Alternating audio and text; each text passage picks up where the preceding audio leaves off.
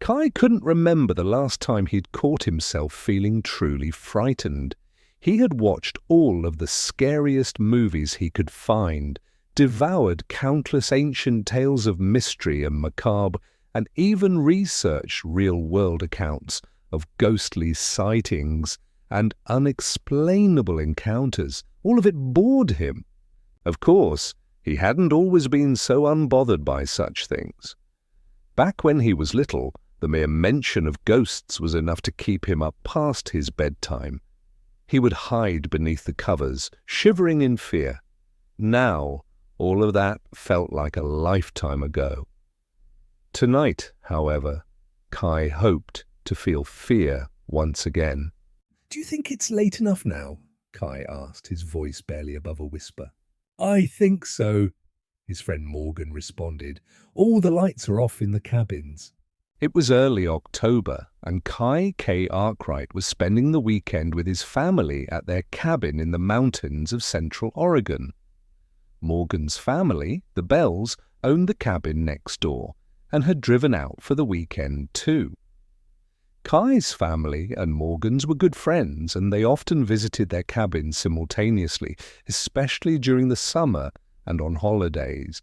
Other times, as on this weekend, they came simply to get away from the city life for a few nights. Kai had known the Bells all his life and had grown up alongside Morgan, who was his same age. Naturally, she was his favorite member of the family. Earlier in the day, Kai had suggested to Morgan the idea of a late-night walk in the woods. She had agreed to the proposal without hesitation and was soon just as excited as Kai to experience the forest at night. And so once dinner was over, Kai and Morgan set up a pair of hammocks in the fading twilight. Kai's mother wasn't thrilled about them sleeping outside, but she had allowed it as long as they promised not to wander off after dark. Kai and Morgan both promised, doing their best to hide their mischief behind innocent faces. And as soon as Kai's mother went back inside, they began to discuss their late-night excursion. It was midnight now, and Kai had his hammock wrapped around him like a cocoon. Beside him, Morgan sat upright in a hammock of her own. Each hammock was tied around a tree trunk on either end, and both were filled with an assortment of pillows and blankets to keep the cold at bay.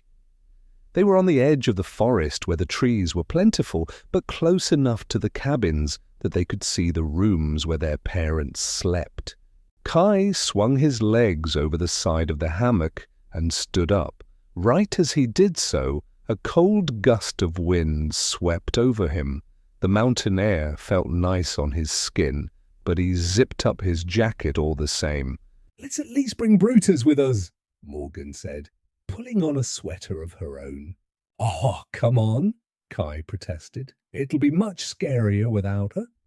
You heard those coyotes last night, didn't you? I don't know about you, but I don't really feel like being eaten alive." Kai sighed. "All right, I suppose you have a point." Brutus was the Arkwright family dog. She was a large black Rottweiler and very protective of her family.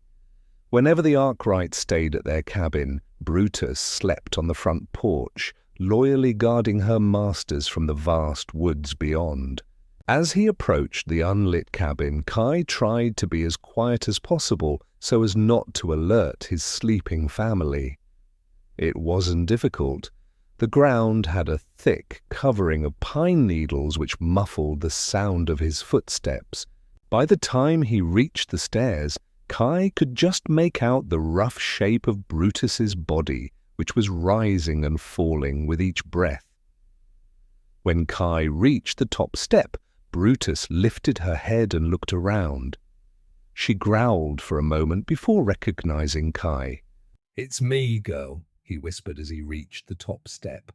Thankfully, she calmed down right away and made no more noise. Kai selected a leash from beside the front door and gently fitted it to Brutus's collar. With that in order, he and his dog rejoined Morgan and they set off into the night. "Which way?" Kai asked, eager to begin exploring. "Over there," Morgan said, pointing to the northwest. "Let's follow the path for a little bit." "Okay," Kai agreed. The path Morgan spoke of was wide enough for 5 men to walk abreast, but it was heavily overgrown with grasses and ferns. The path seemed to be leading them higher and higher through the forest, albeit very gradually. Ancient evergreens loomed on either side, so tall that Kai couldn't see their tops. He had always loved these woods, ever since he was a small child. Because of this, his parents often joked that they had found him abandoned among the pines when he was a baby. "We've raised you as our own," they would say. "But you never fully lost your wild spirit." Near total silence accompanied the 2 teenagers as they walked. Other than the steady rhythm of their footsteps, the only discernible sound was the occasional gust of wind. Without saying a word, Kai looped his arm around Morgan's. She responded only by taking his hand in her own. Kai smiled. It felt nice to be close to her when the world around them was so big and unknown. And so they continued onward, holding on to each other as they drank in the atmosphere. Kai was thrilled by the palpable horror of the night. Already he was starting to imagine all the terrifying scenarios that might befall him should something go wrong. Some crazed murderer could be lurking around the next corner, waiting to pull out an axe and chop them both to bits. Maybe a wild animal would emerge from the shadows and pounce on the defenseless teenagers. Neither seemed very likely, but the sinister thoughts made Kai's heart race nonetheless. After a few more minutes, Morgan finally broke the silence. "What are you thinking about?" she asked. "I was just thinking what an exquisite night for exploring it is," Kai professed. "Me too," Morgan said, squeezing his hand. You're not scared, are you?" Kai teased. "Not in the slightest, but I bet you're secretly shaking under that fluffy jacket you have on." "Good one," Kai said. He lowered his voice to a whisper and leaned over to Morgan's ear. "But maybe I should be scared. Maybe some dark terror is lurking just out of sight." He paused for dramatic impact. "If you run away in fear, don't blame me if I follow." Kai smiled, confident he had sent a shiver down his friend's spine. But instead of looking frightened, Morgan just laughed. "Trust me, it'll take more than that to make me turn back.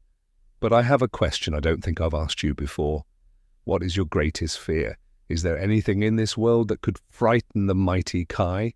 Kai didn't fail to notice Morgan's subtly sarcastic tone, but the question got him thinking nonetheless. He was not easily scared, that much was certainly true. On the other hand, everything appeared 1,000 times more frightening in the dark. After a few moments, Kai still hadn't thought of a response. "I'm not sure He cut himself off. Right as he had started to speak, a disturbing image flashed inside his head. He fell silent, trying to place what it was he was seeing, but concentrating only made the image slip from his mind more quickly. Whatever it was had been so dark and horrifying that it made his skin crawl. That was all he knew. "Well, Kai," Morgan asked uncertainly, "what is it?" Kai realized Morgan was looking at him, so he quickly assumed his nonchalant demeanor once again. "I'm being silly," he told himself. "My excitement must be messing with my head." "Nothing," Kai said. "I just had a weird thought, but it's nothing." "Wow, you really are scared," Morgan said, sounding very pleased with herself. "Don't be ridiculous," he said. "I bet I'd last longer." "Wait!" Morgan said so suddenly that he jumped. He looked around in every direction for a sign of something dangerous. There was nothing. "Jesus, Morgan, I thought you saw something." "No, I just had an idea." She placed a hand on Kai's shoulder. "Let's go off the trail for a little bit. It'll be even darker in there." "Good idea," Kai said excitedly.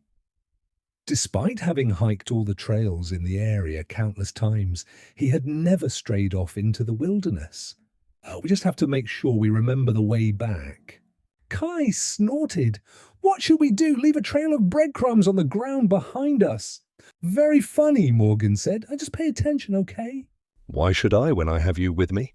Morgan didn't respond, but he could feel her glaring at him through the darkness. "All right, I'll pay attention," he said. "If nothing else, the moon is at our backs. If we get lost, we can just walk toward it until we're back here." A changed atmosphere greeted them as soon as they stepped off the trail.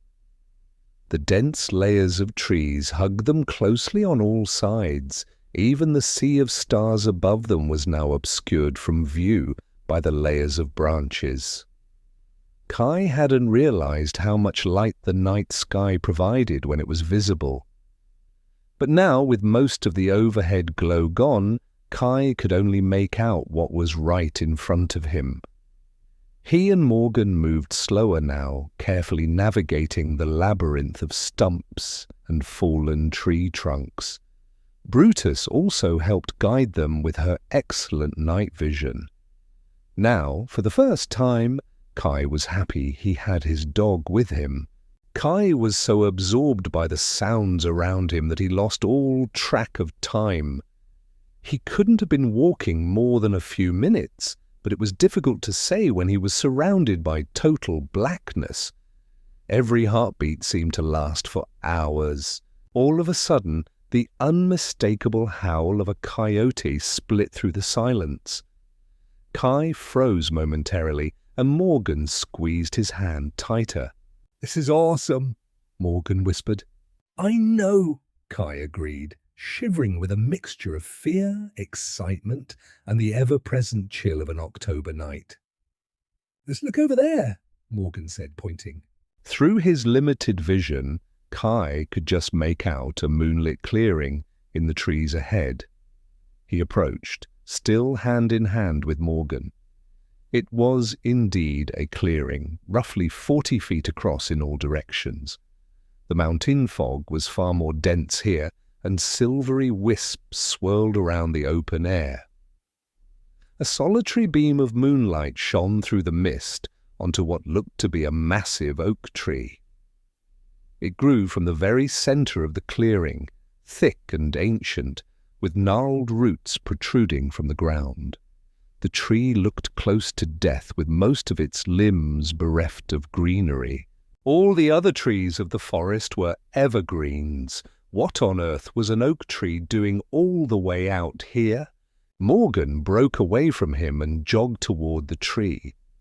Kai was about to follow, but before he could take another step, Brutus tugged sharply on her leash and growled. "What's wrong, girl?" Kai asked, bending down to scratch her behind the ears. Brutus only snarled again in response. Kai shook his head in confusion. There was nothing there other than the old tree. "Check this out," Morgan called. She was examining something hanging from one of the branches. When he came up beside her, Kai realized there were dozens of objects suspended from the tree, all of which were gently swaying in the breeze. It was difficult to see in the dim starlight, so Kai brought up his hand to feel what was in front of him. He felt an oblong shape, smooth yet slightly grainy to the touch. His stomach twisted slightly as he realized it must have been some kind of bone. Judging by how many there were, there could have been the bones from an entire skeleton dispersed throughout the tree. It was hard to tell what animal they belonged to, but they varied in size from tiny phalanges to lengthy femurs. He could swear he even saw a fragment of a jawbone hanging from a higher branch. Kai had always noticed bones littering the land around his family's cabin, but the idea had never much troubled him. His father always told him the woods were filled with wildlife and their skeletons had to end up somewhere after all. Still, there was something inherently unsettling about this bone tree. Who would think to spend their time in such a way, tying animal bones to the limbs of a dead tree? Of course, it was most likely just someone's idea of a joke, something to scare whoever might stumble upon it. On the other hand, it seemed out of place, so deep in the woods. To Kai's knowledge, the only people with reason to be out here were his own family, and the handful of other families with cabins in the area. That was how remote the land was. Kai started to consider alternative explanations. Maybe some cannibalistic cult operated nearby, and they hung the bones of their victims after they were done eating them. Now that would be truly blood-curdling. He smiled. The night was proving to be far more interesting than he had anticipated. All of a sudden, Brutus pulled forcefully, and her leash slipped out of Kai's loose grasp. She fled into the woods so fast that there was no chance of catching her. Morgan turned to him then, a look of shock on her face. "Don't worry," Kai said. "Brutus knows the way back. By the time we get home, she'll already be fast asleep on the front porch." It was very unlike Brutus to run off so suddenly, though Kai didn't say that part out loud. He decided not to let it bother him. She was an animal after all, and there wasn't always a rational explanation for her behavior. "Kai, maybe we should start heading back. We don't want our parents to notice we're missing." "But this is just starting to get properly scary," Kai complained. "Maybe we'll see a ghost or something if we stay." "Don't worry about that," Morgan said. "I have a much scarier idea. Follow me." Morgan took Kai by the hand and guided him back into the inky depths of the woodland. Once the clearing was out of sight, she stopped. "Close your eyes," she instructed. Kai did as she said. "What now?" Morgan traced her fingers up his arms until both of her hands rested on his shoulders. "Let's play a game. When I let go of you, we're both going to spin around in a circle as fast as we can. Keep spinning until you're so dizzy that you can't keep your balance. And keep your eyes closed too. Don't open them until you've lost all sense of direction." Kai was confused. "I don't get it, Morgan. What's the point of making ourselves dizzy?" "Because, Kai, we're out in the middle of the woods. If we spin around enough, our sense of direction will be completely scrambled. It'll make finding our way back that much more exciting. If we forget which way we came from, we'll probably starve out here. That is, assuming the animals don't end up eating us first." Wow, what happened to paying attention to our surroundings? "Oh, please," Morgan scoffed. "There's no real risk. Once the dizziness wears off, everything will be the same as it was. Besides, we can always follow the moon back if we really do get lost." Kai grew more and more excited with every word she said.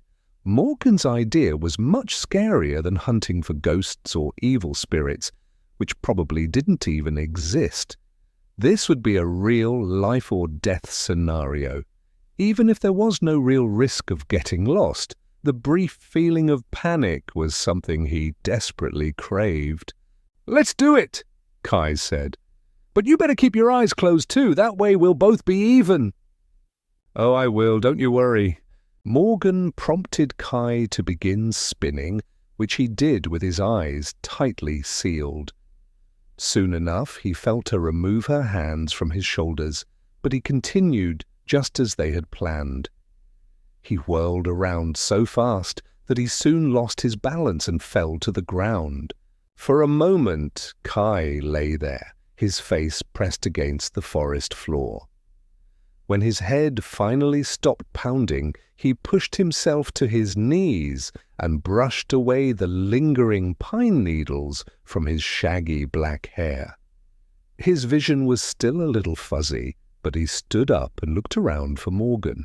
He scanned the area around him, but there was no sign of her. All he could see were trees and dark emptiness. "Morgan!" he called, expecting her to be just out of sight. There was no answer. He called again, louder this time. Nothing. It made no sense. She had been with him just moments ago. How could she have disappeared so suddenly? Worry was just starting to creep into his mind when it hit him. This was all part of the game, wasn't it? This was the exact type of thing she would do to try and scare him. She was probably hiding a short distance away, gleefully watching his confusion. As soon as he started looking for her, she would pop out from behind a tree and surprise him. Kai chuckled quietly, amused that he had actually let himself become frightened by such a simple trick. He had asked for a brief feeling of panic, and that was exactly what he got. Now to begin hunting for Morgan.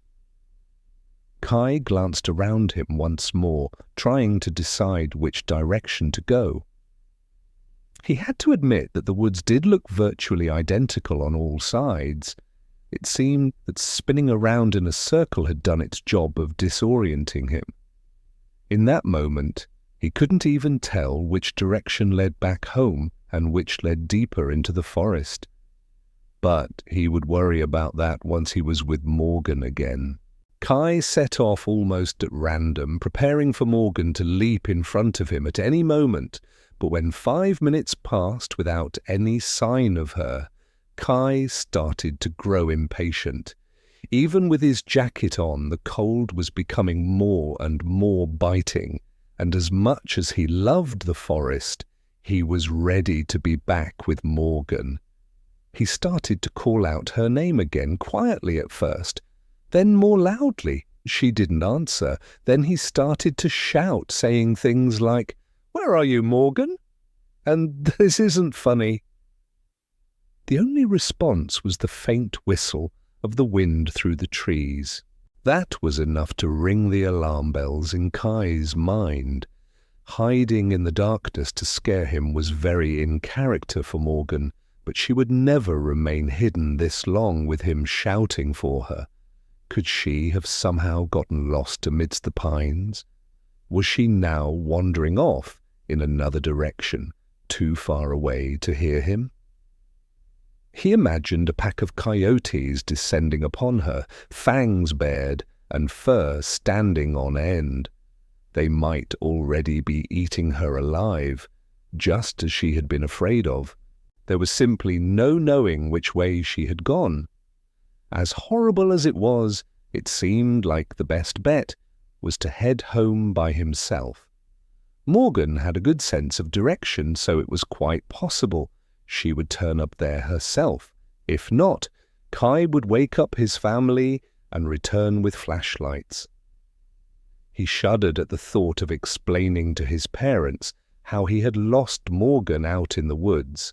Confronted with that sobering thought, Kai shifted his attention to himself. While searching for Morgan, he hadn't paid any attention to his surroundings. Now, he realized with horror, he had no idea where he was. He glanced upward, hoping to find the moon, but it was entirely obscured by the trees and the thick layers of condensation. He tried to think, tried to remember which direction was which, but his mind was as foggy as the air around him. If he could only find his way back to the clearing, then he would know which direction would lead him home. That was what he would do, he decided. He would locate the clearing, no matter how long it took, and then he would run all the way back to his parents. He set off again, but this time he paid close attention to every shrub and tree, looking for something to rekindle his sense of direction. He tried to walk in an ever-widening spiral, though it was impossible to know for certain if the path he was choosing was precise. The next few minutes crawled by as Kai tromped through the underbrush. He was actively shivering from the cold now, and he kept his hands firmly in his jacket pockets to keep them from growing numb. Then the wind, which had been blowing noisily, abruptly ceased. Though his vision was impaired by the blackness of the woods, Kai's other senses had sharpened. He could hear something barely audible but growing steadily closer. Kai paused for a moment, listening. It was a horrible scraping sound, like an animal dragging a wounded limb. Kai had no interest in finding out what was causing the sound, so he continued on, his pace quickened. Still the dragging grew louder, nearer, more intense. Whatever was making the sound was following him. When he stole a quick glance behind him, he glimpsed a long, thin appendage protruding from the darkness. Kai's blood ran cold. He abandoned all regard for where he was going and broke into a run. His breathing was heavy, and his heartbeat was like a drum in his chest.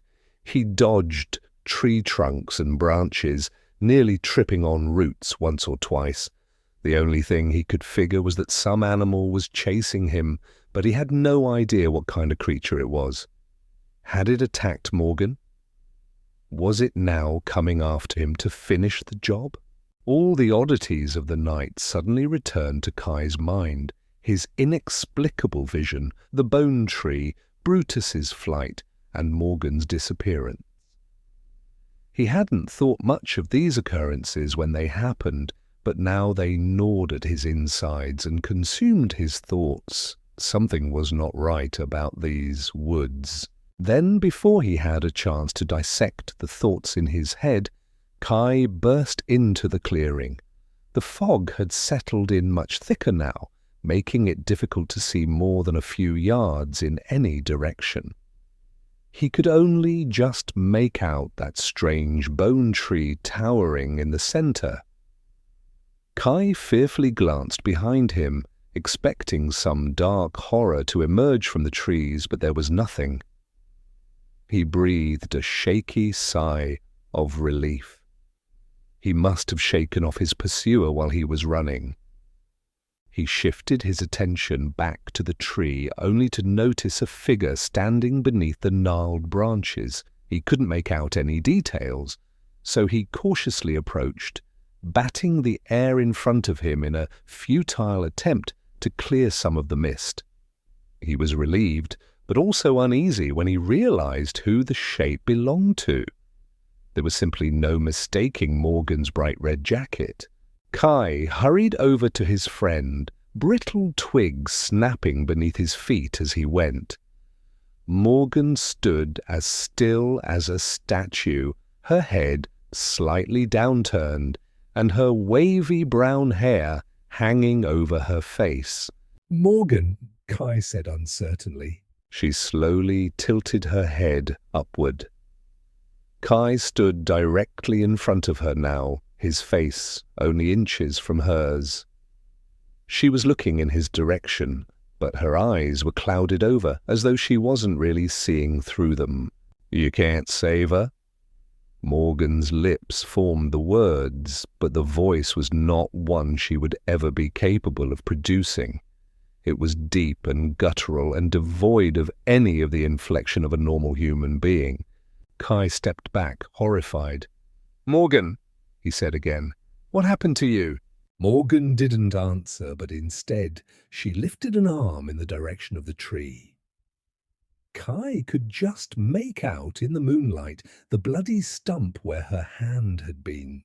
Kai's knees suddenly gave way, and he crumpled to the ground. Just then, the same image that had flashed in his head earlier returned. This time, however, it stayed with him. He saw a ritual deep in the woods, and the strange forms who attended were terrifyingly familiar in appearance. Understanding washed over him. It wasn't a vision, it was a memory. When the long-limbed creature emerged from the pines, it was accompanied by countless more of its kind. This time, Kai K. Arkwright wasn't frightened.